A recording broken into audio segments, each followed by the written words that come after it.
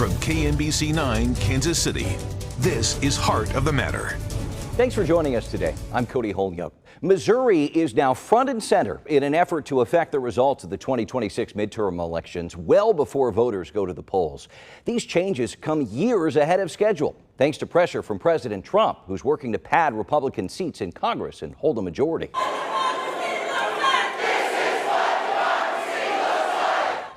Thousands of people packed the state capitol last week to protest what is overtly a power grab on the part of Republicans. They moved to redraw the congressional map to give them another safe Republican district.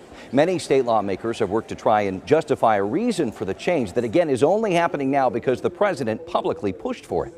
We're not restricted to only updating these maps once every 10 years. We have the ability, and I would argue the responsibility, as we notice significant changes or a significant need to adjust those maps. This is incredibly unpopular.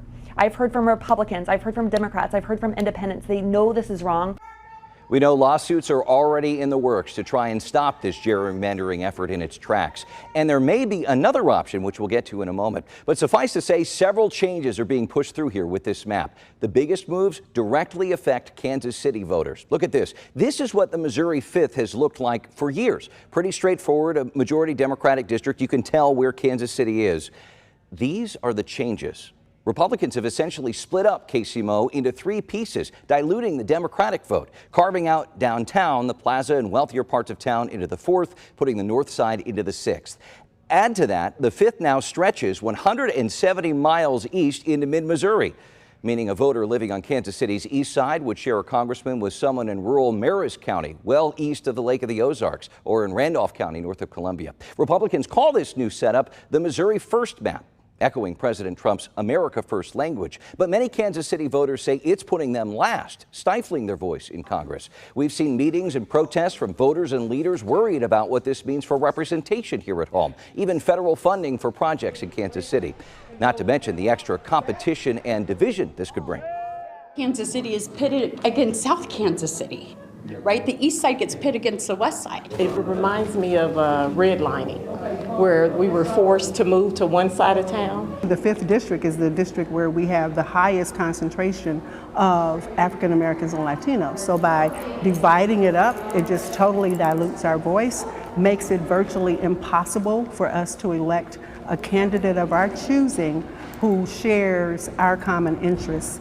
Democrat Emanuel Cleaver, whose congressional seat is in the crosshairs here, has called this move an unconstitutional attack against democracy, writing, "In the courts and at the ballot box, we will demand that the rule of law is upheld, our voices are heard, and democracy prevails."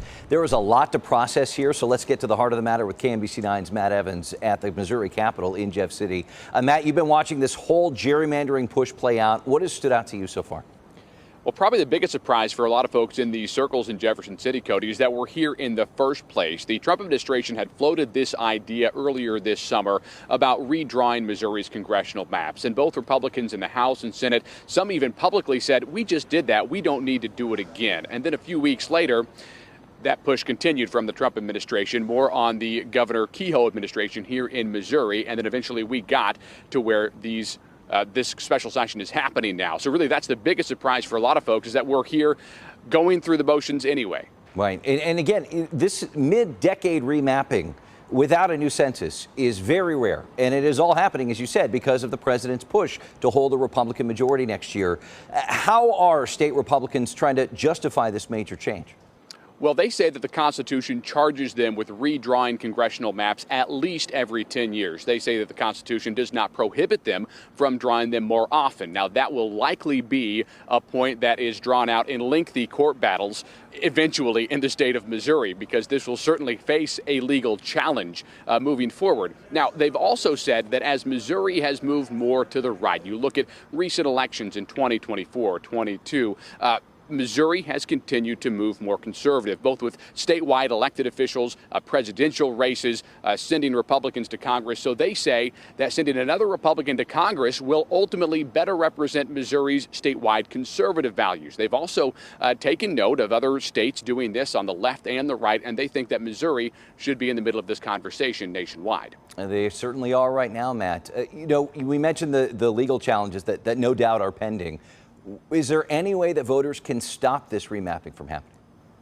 Well, there is, Cody. There's a very little known law, very rarely used law on Missouri books, essentially a voter referendum. And if groups gather enough signatures in 90 days, this could actually eventually be on a ballot in Missouri to reject what the legislature passed. Now, this has been done before, as recently as 2018, when the Missouri legislature passed a right to work measure. Voters gathered signatures, way more than 108,000 required, and voters rejected that at the polls. Now, the question is who would bankroll something like that? There's lots of rumors out there about who might be behind that.